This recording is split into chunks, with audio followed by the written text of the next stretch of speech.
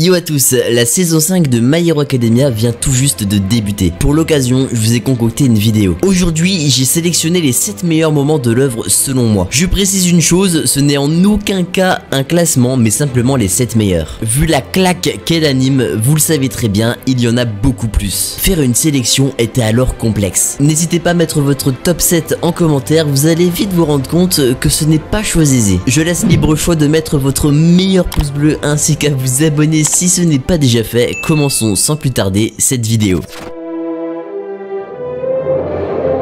Une scène qui, quand je l'ai visionnée pour la première fois, m'a foutu les larmes aux yeux. Et puis un beau jour, j'ai décidé de revisionner la même scène. Mais la différence, c'est que j'étais à jour dans l'œuvre. J'ai alors chialé toutes les larmes de mon corps en me disant que c'est beau. Deku était désespéré, lui qui voulait être un héros se mange la pire chose qu'il ait entendu de sa vie, c'est sans espoir. Deku venait d'apprendre qu'il faisait partie des 20% qui ne possédaient pas d'alter. Alors qu'Izuku venait de rencontrer All Might qui lui a clairement dit « Tu veux pas faire un petit taf en tant que policier plutôt ?» Bakugo, lui, était sous l'emprise d'un vilain. Les jambes de Midoriya ont bronché toutes seules. Alors qu'il n'a en lui aucun pouvoir, il s'est donné à fond pour le sauver tel un grand héros. Et c'est cette action précise qui nous vaut cette scène légendaire. Ouais, j'ai un peu triché, j'ai mis 2 scènes en une, mais tu vas rien faire parce que t'es derrière un écran quoi. En rentrant chez lui, All Might vient le remercier, mais surtout, sans vraiment s'en rendre compte, lui ôte tristesse, souffrance et désespoir. Alors que Deku était prêt à abolir son rêve suite au mot du numéro 1 sur le toit de l'immeuble, il entend ce qu'il a toujours rêvé d'entendre. Mais mieux encore, de la bouche de All Might, son idole qu'il admire depuis tant de temps, tu peux devenir un héros.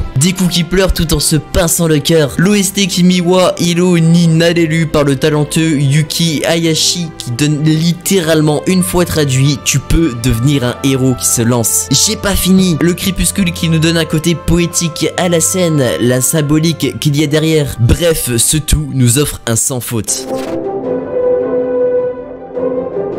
Pour la première fois, All Might ne sourit pas. Le fait de s'imaginer les horreurs que sa classe a subies, de voir que ses collègues ont tout donné, il est d'une colère noire. À cet instant précis, on sait pertinemment qu'il ne va pas plaisanter. En une fraction de seconde, sans que personne ne capte le moindre mouvement, All Might met hors de danger Aizawa et Midoriya. Et c'est là qu'un combat épique commence. Face à un Omu qui absorbe chaque coup, ça va être complexe. Et ça, il l'a très bien compris. All Might concentre toute sa force dans chaque coup qu'il lui met. Une partie de la seconde A aide le numéro 1 pour enfin arriver au climax de ce duel. Le symbole de la paix martèle d'une extrême puissance et rapidité le Nomu, avec toujours en tête ce plus ultra. Les coups sont si brutaux que ni héros ni vilain ne peut s'approcher du versus. All Might se surpasse en mettant beaucoup plus que sa force dans ses points, il est d'une précision inhumaine. Alors qu'il est dans les airs en train de tourner le Nomu dans tous les sens pour le défoncer au sol, pas le temps de nous laisser respirer, à peine à terre, il balance le coup de grâce.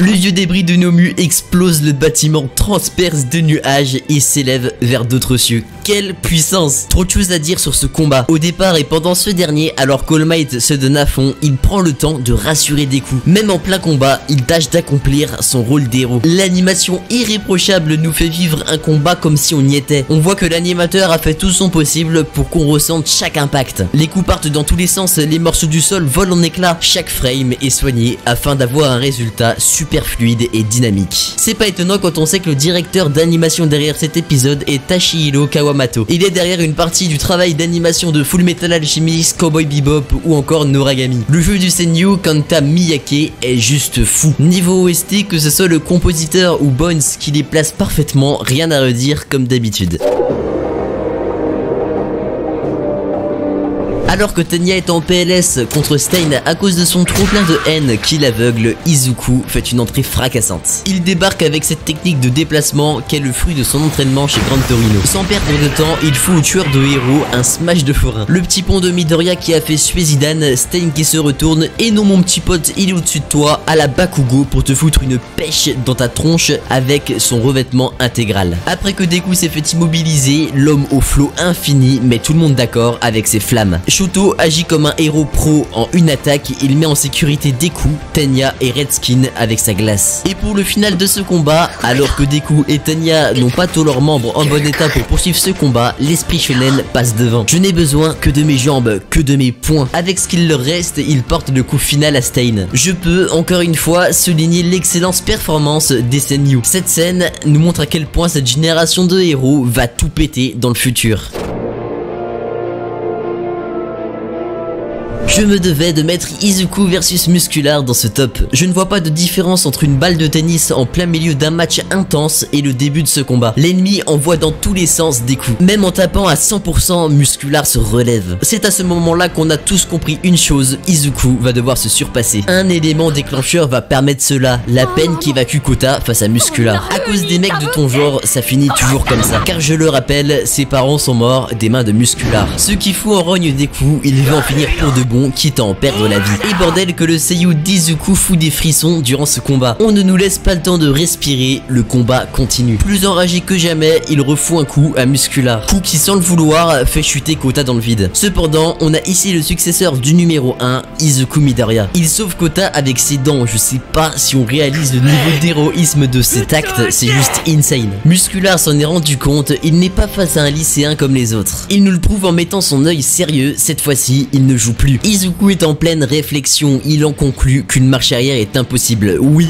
on arrive au climax du combat. On peut noter la gestion de l'OST qui est parfaitement dans le thème à chaque partie du combat. Midoriya balance son meilleur Death match, mais hélas, Muscular est plus fort et déterminé que jamais. Une montagne de muscles s'abat sur notre successeur, le sol cède avant même des coups. Il est à terre avec ses deux bras embouillis, la pression est immense, tellement immense qu'il pense que c'est la fin pour lui. Il pardonne sa mère, All Might, l'écran s'assombrit, nous ne voyons plus des coups. C'est la fin. Pourtant, Kota va manifester son alter. Un petit jet d'eau qui chatouille Muscular, mais qui attire son intention également. Et c'est ce qui va permettre à Izuku de nous faire une masterclass. L'OST My Hero se lance et la suite, vous la connaissez.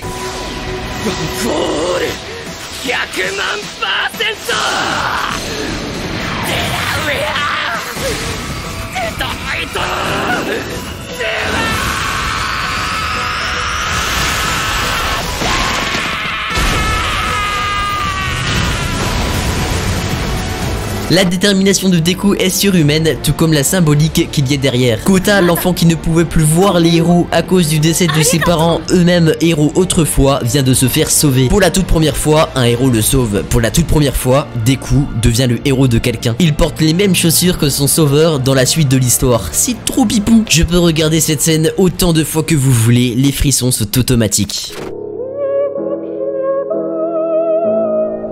Un combat qui débute avec un type badass fonçant droit sur son ennemi, l'une derrière son dos. Je parle évidemment de All Might versus All for One. Avant de rentrer dans le vif du sujet, laissez-moi taper ma meilleure barre sur le clash d'All Might visant All for One. Tu peux parler avec ton masque de soudeur, je valide fort frérot. Dès sa première attaque, le grand antagoniste de l'œuvre envoie valser All Might avec un combo de 4 haltères. Il n'a pas notre temps et impose clairement qui il est. Ce qui n'est clairement pas le numéro 1 des héros, c'est qu'il a pour but de sauver Bakugo. Il se concentre sur ça et oublie vite que son adversaire ne va pas se laisser faire. De l'autre côté, Deku, ce petit génie, vient de finir son plan qu'il a expliqué à Tanya, Ejiro, Momo et Shoto. Le sauvetage de Katsuki s'est plié, s'est rangé. Bordel que ce moment est classe. Entre l'intelligence et la coopération de Deku et sa bande, la défense des héros pros servant à laisser All Might se battre à fond, les OST qui se lancent dans tous les sens, jonglant entre combat et flashback, tout est parfait. Désormais, le combat peut avoir lieu. Le symbole de la paix et le génie du mal se battent à armes égales. Le suspense est à son paroxysme. Cependant, n'oubliez pas qu'All for One prévoit tout. Ce combat, c'est la véritable apparence que le numéro 1 a toujours cachée et révélée au grand public, ainsi qu'All Might qui entend la révélation que Tomura est le petit-fils de Nana Shimura, son mentor.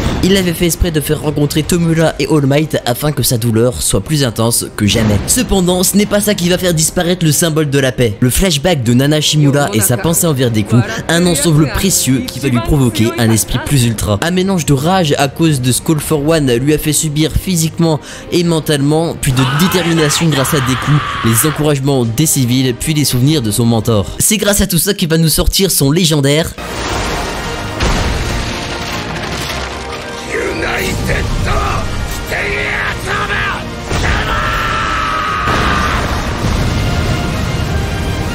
All Might terrasse All for One et nous met à tous au passage une mandale de frisson. Alors qu'il est en bout de force, il prend pour la toute dernière fois sa pose de la victoire. Ce combat fut son dernier. C'est juste après ça qu'on a le droit au fameux « Le prochain, c'est toi ». Ce message que tout le monde a perçu comme une mise en garde au vilain en mode « le symbole de la paix est là » était tout autre chez Deku. Oui, il a tout donné, c'était son dernier combat, la flamme du One for All s'est éteinte. Le prochain symbole de la paix, c'est toi, Izuku Midoriya.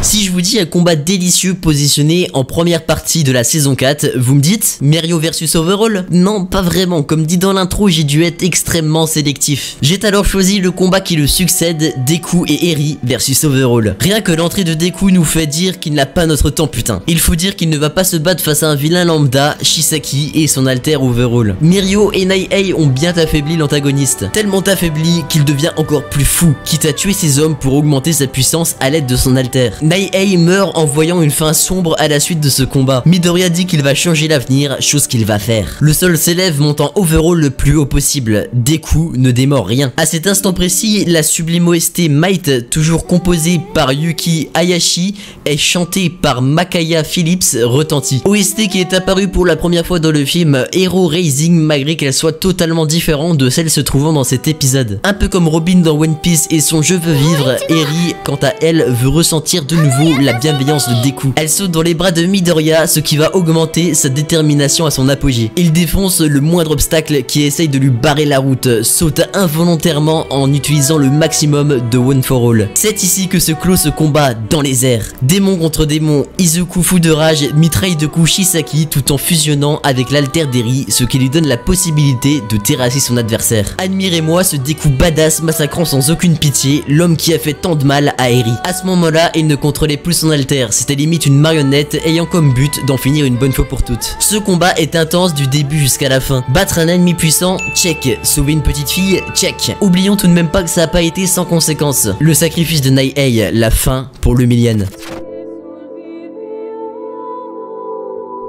Et on finit cette vidéo avec l'épisode final de la saison 4 qui nous a fait hurler. Endeavor et Hawks versus High End. L'ennemi contre dès le départ sont Hell Spider, ceux qui sabrent en deux le bâtiment. Occasion en or pour introduire Hawks et son alter Plume d'Acier qui sauve les civils avec ce dernier, qui mérite sa place de numéro 2. Nous y voilà, la descente aux enfers du numéro 1. Endeavor est à terre. Ses enfants, qui tournaient le dos à leur paternel jusqu'à présent, ont désormais les yeux rivés sur un écran, s'inquiétant pour le sort d'Enji. La fleur offerte précédemment par Endeavor à Rei commence à se décomposer, une première pétale tombe faisant écho à Endeavor qui lui aussi est tombé. Fuyumi, la fille du numéro 1, a tout dit. Endeavor est l'homme le plus têtu qu'elle connaisse. Les flammes de l'espoir se remettent à briller de mille feux avec en fond l'OST légendaire Yuseiren. Dans le ciel, un combat féroce fait rage, le bien contre le mal. L'OST en fond nous a tous fait frissonner, Kimino Shakara, soit littéralement votre puissance. L'homme au feu ardent monte de plus en plus haut pour ne pas faire de dégâts, pour tout donner, pour montrer qui il est, pour qu'on le regarde. Boosté par son feu, par Hawks, par sa douleur, par l'envie de rattraper ses erreurs, par l'envie de changer. Il va alors crier plus ultra, tout comme le combat d'All Might face au Nomu,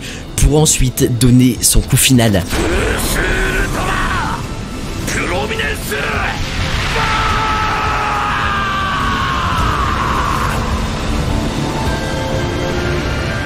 Bordel, les frissons. C'est ce qu'on appelle une animation irréprochable. L'OST change complètement d'ambiance, comme si elle se stoppait, comme si c'était la fin pour le numéro 1. Et non, la musique reprend, Endeavor ne vient pas de s'écraser comme un vieux débris. Il est là, en train de prendre la pose de la victoire, la même qu'All Might. Endeavor l'a dit lors du classement des héros, regardez-moi. Il a eu ce qu'il voulait, il a rassuré le peuple, puis a pris l'intention de sa famille.